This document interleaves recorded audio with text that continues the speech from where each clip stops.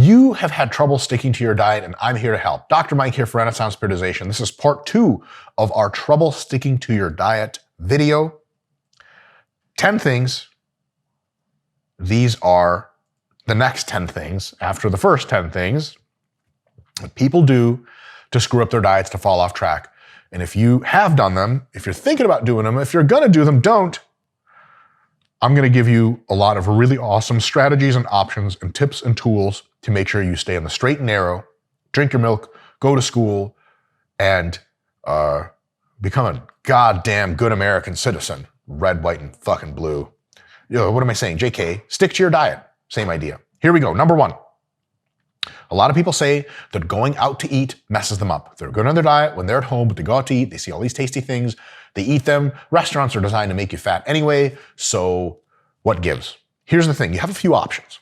One is towards the tail end of a really hard diet, just go out to eat less or don't go out at all. If going out to eat is a miserable experience, just don't fucking do it. Stay at home with your girl or with your guy, turn on Netflix, have some diet ice cream from Enlightened, for example. Enlightened ice cream is the fucking greatest thing that ever happened to ice cream. Super amazing macros. It's actually fucking really tasty. You don't go out to eat. You stick 100% to your diet. You have a great couple hours of viewing Netflix. You fall asleep on the couch together. Everything's wonderful. What a miracle. Life today is great. Another thing is, if you go out to eat, just try to eat the healthiest choices possible, and or ask the waiter or waitress to be like, hey, can you guys just you have a chicken breast meal here? You just make the chicken breast, no oil, just dump some white rice on there and throw some veggies. Most restaurants, they'll be like, yeah, absolutely, no problem. It's actually a lot easier for the chef to do than the fucking shit that's on the menu. So great, same price. We'll just give you worse quality, less tasty food. And you're like, perfect. And lastly, you can go out to eat. You can eat a meal every now and again. It's just a bit more calories than usual. You're right back on track in the next meal. No worries. The idea that you go out to eat and it just nukes your whole diet doesn't have to be true on any level. Number 2, snacks at work. God damn it, Wanda. Why the fuck do you make those homemade ginger snaps? Why are they so good? Is there cocaine in them? DEA, get to Wanda's house. I want to know what the fuck she's putting in those dumbass ginger snaps. And bitch, why are you bringing them to work all the time? You trying to make us fat? We're a goddamn obesity epidemic in this country. Are you an enemy of the United States of America? Oh, sorry, Wanda, you're from Mexico. Mexico's the fattest country in the world at this point. And it's your fault, Wanda. It's because goddamn ginger snaps are so goddamn good. When I go to work, I can't resist. I just have to take a ton. Hey, Wanda, great. Yep, I love it. You're the shit. More ginger snaps tomorrow or you're fired. And you walk off covered in ginger snaps. It sucks. Snacks at work are a thing. And the thing is, almost everyone who brings snacks to work is just like exactly the kind of fucking awesome person you want to work with. They're fucking great. What kind of office do you want to live in if there's no one living? Do I live in the office? Yes. What kind of office do you want to work in if there's nobody nice bringing snacks? It's a shit place to be. It's great that there's snacks, but it's up to you to resist them shits. So I got a couple strategies for you. One, if it really bothers you, walk the fuck around Wanda's desk so you don't even look at the snacks. You don't need to be at her desk. The hell are you doing there for? Everyone knows you go in their office just for the ginger snaps. There's no reason for you to be there, so just don't show up. Another thing is this, make sure you have your meals packed, your Tupperware, or your on-the-go foods like your apples and your beef jerky and your protein shakes and your Diet Sprite, so that you have that at your desk, so there's no need for you to ever become hungry. One of the big reasons why people go and snack and stuff is because they have lunch, but then they work late, they miss a meal, and they just go and snack, and then they have that meal after, and the snacks just make you want more snacks. It's a lack of planning. So a big thing you can do is plan. And at the end of the day, the thing you can do is just fucking grow up and be an adult. Right? There's all kinds of stuff out in the world which you're not supposed to have access to. And you're an adult, so you don't do it. If an attractive person walks by, you're not just like, hey man, nice cock, grope them. What the fuck? We're out in the street. That's not your cock to touch. And those are not your fucking ginger snaps. And even if there's a guy in the street being like, hey, I've got a beautiful cock, do you want to touch it? Generally speaking, if you're in a relationship, you care about sanitation and health a lot, don't just reach for cocks. It's a bad idea. Ginger snaps are the same way. You are a grown adult, you are not a child. Do not fucking put your hand on those ginger snaps because you're a mission-oriented cyborg and you can get the shit done. And if that doesn't wake your ass up, watch Terminator 2 again or something. All right. Number 3, a tough one. Subversion at home by family and or roommates. Oh my God. Your roommate decided he was going to start doing a continental Italian food course. And the homework is that he makes delicious food.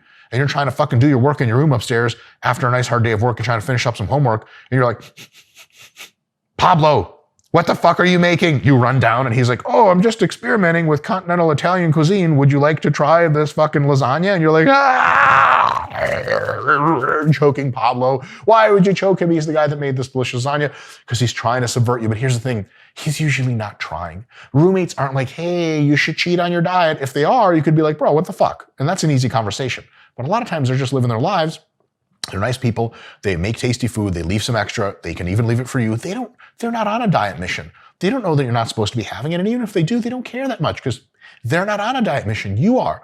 So a lot of times if your roommates are cooking some delicious stuff, it's on you to make sure that you stay in the straight and narrow. And I know that's not really a tip, but it is a fucking tip because sometimes we have tips and tricks and all these little hacks, but sometimes I just need to stare you in the face and say, shut the fuck up and stick to your diet because you're a fucking grown up, period. Now, if it's getting really bad, go work at a Starbucks. The coffee there makes your appetite reduce. Don't go buying them treats because Starbucks has a bunch of really good treats that you can buy. Go to a library. Go somewhere else to do your work. Come home, go to sleep. Pablo's asleep. The lasagna's already in a Tupperware container and you're not a thief, so you're not going to go in the fridge and steal it. Stuff like that. You can't really exert some kind of power on your roommates to say, stop cooking tasty foods. I wouldn't recommend that. What about family? Sometimes you can have more candid conversations with the family. If you're trying to do a fat loss diet and your husband's eating all kinds of fuck all, you just be like, hey, Jim, I'm trying to do this fat loss diet. So can we separate our food out a little bit? So my meals are in their own little section of the fridge. Your meals are in your own section or whatever goddamn dog food you eat. And let me just do my shit and you do yours. And if your husband's always offering you like, hey, do you want a slice of my pizza? And at some point it's kind of like living with someone who is an AA and is a recovering alcoholic who's now, lifetime sober, and the roommate is drinking. Is like, hey, Bob, you want a beer? And you're like, no, man, it's going to ruin my life again. And I'm just offering. That I'm just offering bullshit only goes so far. It's a super cool thing to say once or twice or 3 times. Time number 4, if your husband's like, I'm just saying, I have pizza. It's polite to offer. Just be like, listen, husband, I have 4 more weeks left of my diet. It would help me immensely if you treated me as a siloed machine that only eats healthy food. And if you didn't offer anything to me, it would reduce my cognitive bandwidth for having to tell you no. Thank you? That would be great. It's like if you have someone's on a celibacy thing and you're naked in front and be like, hey, I sent you selfies. And if you're very attractive, it could, tempt them. Just don't do that. You're trying to be on someone's side. Now, if you're a husband of a wife that's dieting, it doesn't mean you have to, hide in the corner and eat your pizza, but at the very least, you cannot be a nuisance and bug people to offer them food or try to get them to go off their diets. That's a thing. Number 4, visiting, having close friends and family come to visit you or you visit them can be really tough because food is a way that humans socialize and it's delicious and amazing. You have a couple options here. One is before you go to your family for whatever mom's birthday dinner, eat your clean food, bring a couple Diet Sprites with you, and just chill and relax and have conversation. That's an option. It's a tough option, but it fucking works. Another one is to bring a Tupperware of your whole food meal. I get a lot of feedback on this recommendation, and I used to from clients of being like, well, my family just doesn't understand. I'm sorry, is your family just intellectually deficient or something? How fucking easy is it to understand? I'm on a diet, this is what I eat. I say, well, then can't you have one cookie? Listen here, Aunt Alice, bitch, you done got your own gravitational field by now. Now, you probably don't want to say that, she'll start crying. But oftentimes the people offering you food are, they need a diet too. You're doing your own thing and they're usually not trying to subvert you on purpose, but they're just trying to be nice and trying to get you into the whole swim of things where everyone's eating tasty food and everyone's happy. But you just got to be like, hey, I'm doing my own thing. Thank you so much. I'm just going to eat my own food. And option number 3 is especially towards the end of the diet when things are really tough and you have to really focus, just don't go. Yeah. You don't have to go to every family event or every friendship event. People say, hey, we're going to be in this area in 2 weeks. Can you meet up? And you say, no, looks like I'm going to be starving to death then. No, but I would love to meet up when in 4 weeks I'll be in your area. And they say, great. 6 weeks later, you see them. No big deal. Next one. Point number 5. This is a big one, and I am likely to offend, so my apologies in advance. The perennial, I'll call it an excuse. Fuck it, let's get some controversy going. I have to feed my children, and I eat what my kids eat. Really?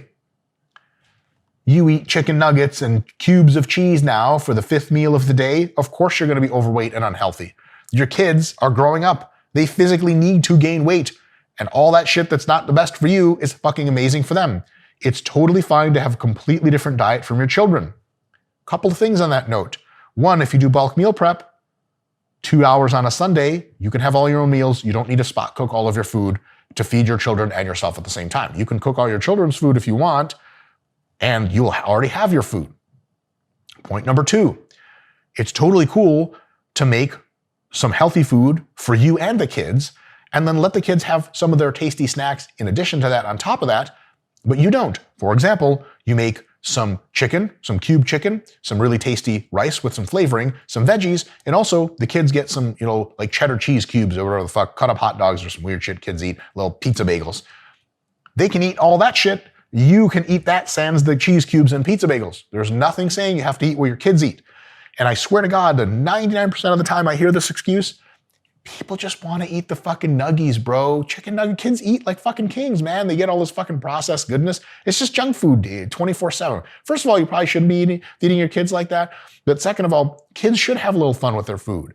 And so should you when you're not dieting to the bone. If you can't feed your kids a basically healthy diet, which you could also eat, you're making a mistake. And if you can't feed your kids a little bit of bullshit on top and resist not having it yourself, the whole I eat what might feed my kids thing just is an excuse because you just want to eat tasty food that's junky anyway. There's no compelling reason that you have to eat the same shit your kids do. It's not always people try to paint themselves as well, I'm a hardworking mother of 3 and I just all day I slave away for my kids. Another thing, people say well, man, I can't get any exercise in because I have so many kids and so many responsibilities. Looking after kids is hard fucking work. You're running this way and that. You got one baby in your one hand and a toddler pushing away from an electrical socket in the other. Shit is hard work. How the fuck people gain a ton of weight when they have kids around is the following. They just eat a bunch of junk food because they're stressed and they're pleasure eating. That's the real problem. Those things, there are workarounds. You don't have to do those things. That is not a requirement. Can you imagine going to a third world country and you see a really, really stick-thin mother trying to barely keep 5 kids alive and you're like, man, somehow she has a really hard job of feeding her kids, but it didn't make her fat. What a strange idea. Give that some thought. Sorry if I'm being controversial. Number 6, you dieted for too long. It's easy to say, look, I need to lose 50 pounds. I'm going to diet for a whole year and lose it. The thing is, physiology doesn't quite work like that. Your body will start to rebel against you. Anything between 12 and 16 weeks is probably the longest most people should diet at a stretch. When you get to a point where your sleep is disrupted, you're thinking about food and you're hungry all the fucking time. You can't get a fucking wink of sleep. And you are unreal low on energy. Your cravings are taking over your mind. You've already lost 25 pounds in the last 4 months. It's time to switch to maintenance. It's time to stop losing weight. It's time to give your body another 3 or 4 month break. Maintenance eating, tons of healthy food, maintain the weight that you lost, and then later start losing it again. Any diet that lasts longer than about 12 weeks is really rolling in the dice. All of these diet difficulties you'll run into when you're dieting for too long can just be avoided by cutting the diet short. And you are not cheating yourself. What you are doing is being intelligent. It's very possible that if, let's say, you're in a battle in an army and your division gets a breakthrough across enemy lines, how far should you go to conquer as much territory as possible? Almost, but you have to wonder, what are my supply lines doing? If I get too far ahead of stuff, my tank will run out of gasoline, and then I'm sitting around in a fucking tank that doesn't move and going, gee whiz, I sure hope my other forces are behind me, because your tank goes 45 miles an hour and everything else goes 30. In that 2-hour window, we're the only motherfucker on the battlefield, and there's a shitload of enemy around. You're in enemy territory. What the fuck did you do that for? The intelligent thing is to only advance as far as the supply lines go, take a little break, reconstitute, get the supply lines up, refuel, redo food, rest, and then keep going. It's like that in war. And war is for everything. Everything's on the fucking table. In a diet, it's just for leisure, but for some reason people still go, we're going to move right in and just go 200 miles across the dieting front. You can't do that. You got to do as much as you can until you get really fatigued, stop, maintain, bring your supply lines up, and then keep going. That's an intelligent way to do things. You don't have to rush and diet everything off at the same time. Point number 7, I'm eating healthy, but I'm not losing weight. People say this all the time as a frustration, and then they go back to eating unhealthy because wow, I tried eating healthy, but it didn't make me lose weight. Here's the thing. Healthy eating is not a guarantee that you lose weight. Weight loss comes down to calories in, calories out, almost exclusively. You can eat a lot of healthy shit that doesn't make you gain weight. Right now, I'm mass gaining. Actually, I'm trying to bulk up on purpose. 90% of what I eat in the week is really healthy. It's just a lot of it. And it tastes pretty good too, so I'm not having any trouble doing it, but I'm actually gaining weight. Just eating healthy is not a guarantee of shit. If you said, okay, you got to eat a bunch of pasta, ground turkey, healthy red pasta sauce, a little bit of Parmesan cheese, and tons of natural nut butter. You're gonna lose tons of weight. Am I though? That shit sounds amazing. I could eat a ton of that. And if you're eating a bunch of food that's healthy, you're just eating a bunch of food. So yes, healthy is great, but it's not a guarantee of weight loss. So don't get demotivated. Just take your healthy foods, take your carbs and fats, cut them like by half or something. So you're eating lots of protein, lots of veggies, some fruits, a bit of grains here and there, relatively low on the fats. You're gonna start losing weight, no problem. Healthy is not a guarantee of weight loss. It is a great basis for it, but you need to do a little more. You need to purposefully cut your calories. Point number 8, trying to lose weight, trying to get progress, but you're eyeballing your macros. This is an easy one. Stop fucking eyeballing your macros. Download the RP Diet Coach app. It pre-plans all of your meals with the macros that you want on each meal. And then when you have access to a food scale, or even at any restaurant you want, it can tell you exactly how much food to eat to meet your macros. And there's other apps like that. Most of them don't give you meals like the RP Diet Coach does, but at least they give you an ability to track macros. If you're eyeballing your macros and your diet is working, fuck it, eyeball away. But if you're eyeballing your macros and you're not losing weight or not gaining weight like you're supposed to be, especially if you're not losing weight, your eyeballing is off. Humans, especially when they become hungry on diets, start to overestimate portions. This is one of the most well-studied parts of nutrition. Humans suck at estimating portions, and they usually estimate them in a biased manner to the extent that they're hungry and over-dieted. So you've been dieting for 8 weeks, everything's gonna look like 2 ounces when it's really like 6.5. That's just a fact. If you can't eyeball really well anymore, start counting, because it's fucking serious, right? It's serious because you have a goal, and if your goal and meeting it means you stop eyeballing your macros and you start actually using a tracker or an app, that's a really good idea. Number 9, stress eating. This is a tough one. You get really stressed at work, your boss yelled at you for 2 hours, you're on a diet, you come home, you're like, what's gonna make me feel better? I see pizza. I'm gonna rub pizza into my face and onto my private parts, and it's gonna make all my demons go away. And that's not entirely wrong. Tasty food is comfort food for a reason. It can make you feel good. It can reduce your stress. What you have to do is think through, what else can reduce my stress, right? Imagine that you are behind enemy lines in a Lord of the Rings style thing where there's these crazy demons that can hear sounds not so well, but if you yell a lot in your campsite when you've got your medieval weapons and you're in for the night and you're trying to relax, trying to de-stress, if you yell a lot, they'll hear you and they'll come and they'll give you all kinds of trouble. You have to fight them off. You won't get any sleep.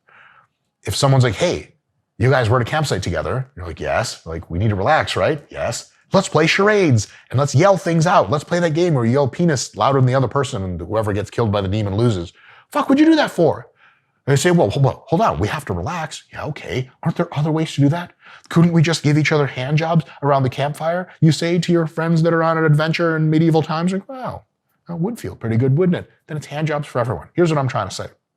If you want to de-stress, there's other ways to do it than just food. You can take a nice walk. You can read a book. You can listen to podcasts. Music can be amazing. Call up a really good friend and family member and just rant. They let me, hey, you got some time? They're like, yep. Yeah, what do you want? I got an hour to talk. Hit me. I'm on a treadmill anyway. And you're like, okay, let me just describe to you how I would fucking kill my boss if I had an opportunity to do it. Poisoning. I'm at the store right now. Which type of acetone should I buy to kill him? You're like, well, it's all a joke, right? So yeah, the stuff that mixes with water and is tasteless. Great. I'm buying it right now. You're like, I can't tell if you're serious or not. In any case, talking to a friend, any other hobby that makes you happy other than food can de-stress you. Food is not the only de-stressor. It is going to be more of your go-to when you're on a diet. Why? Because your brain surfaces things for you, things you should be doing based on its evolutionary ancestral development. And it's like, hey, you're on a diet. That means you're starving. You stupid idiot. You need to eat more. And then you're like, oh, I'm stressed. And your brain's like, hey, good news. Eating will help that. And you're like, shut up, brain, right? It's like that one friend of yours who's a pothead, and no matter what comes up in your life, he's like, pot will fix that. You're like, listen, man, I know pot's great. I do it on the weekends, but for the love of God, it's not going to help me finish my calculus homework. Just get the fuck out of my face with that. Your brain is kind of the same with food when you're on a diet. So you just got to be like, look, brain, I hear you. I got you. Food absolutely will help me de-stress, definitely. But I'm only supposed to be eating my diet food. So I'll eat my diet food, and I'm going to listen to that Sam Harris podcast, the one I really love. It's going to reinvigorate me. I'm going to do some work. I'm going to check my emails. I'm going to call my friend. Everything's going to be great. And the next day you show up to work, your boss is like, hey, I yelled at you a lot, and it's really on me. I'm super sorry. You're actually the best fucking person on our team here. And I know this is weird timing, but I actually want to promote you. to head of operations or something. You're like, are you serious? And he's like, yeah, yes, please don't leave. Do not sue me.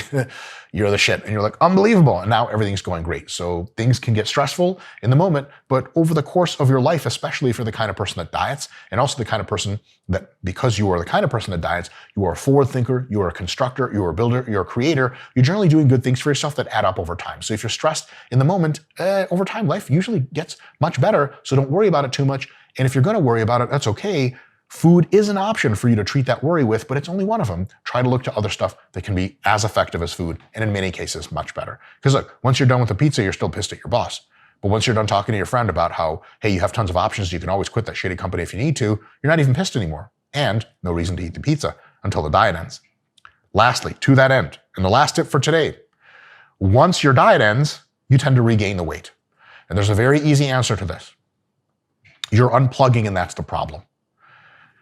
Once Luke Skywalker, was it Luke Skywalker? It was, shoots the fucking phaser gun thing in the Death Star reactor and the Death Star starts blowing up. As soon as he hits the shit and he knows he's won, he doesn't just take his hands off the joystick, not fly out of the Death Star and crash into the shit and like, Luke was great, thank you for your sacrifice. Luke wants to live. The mission is over, but the extraction is not. The egress is not. So he shoots the fucking thing in the Death Star and the shit starts blowing up. Then he has to go a couple hallways in and get the fuck out ASAP. That getting the fuck out ASAP means he still has to be with it. Now he's happy that the Death Star is destroyed, but he still has to maneuver and wiggle around all the objects to get out. When your diet is over, you're Luke Skywalker and you just destroyed the Death Star. Your mission isn't over yet. You need to eat healthy, more healthy food for a few weeks, no junk, no cheating. Your body's not ready for that shit. Well, your body is, your mind's not. You establish a maintenance intake again. You watch your weight. You keep training. Your physical activity is still high. Your weight is stable and stable and stable. And a few weeks later, it gets easier to do that. You insert some cheats. You still weigh yourself. You still eat in healthy proportions. And if your weight goes up a little bit, you eat less junk. You cut the carbs and fats a little bit. It goes back down. After 2 or 3 months of maintenance like that, it's going to be almost second nature for you to do. Then that's when you're on Endor or whatever, celebrating with the Ewoks. But up until then, you gotta stay sharp. The number one reason why people regain weight after the diet is they go, my diet's over, and they let go of the joystick, and what does your brain want to do? Well, cheat a ton, eat a ton of junk food to get yourself back up to that weight you were before the diet, because your brain, from a dietary perspective, just likes homeostasis. It generally likes you to stay the same weight, and it really doesn't like when you lose. So when you lose, it tries to bring you back up. But when you lose, and you stay on point the entire time for a few weeks at least during maintenance, your brain goes, okay, this is my new baseline. I'm not going to fight you on this too much. Folks, hopefully that was at least a little bit insightful. If you need more insight, we have a paid members area, link in the description. We have a Team Full ROM forum where we can help you personally with your goals. Crapload of exercise programs are included. A crapload of diet programs are included. We do a weekly live Q&A with myself and a bunch of other expert coaches. Get in there. That's in the description. Give it some thought. Otherwise, let me know if you have any questions in the comments, and I'll see you next time.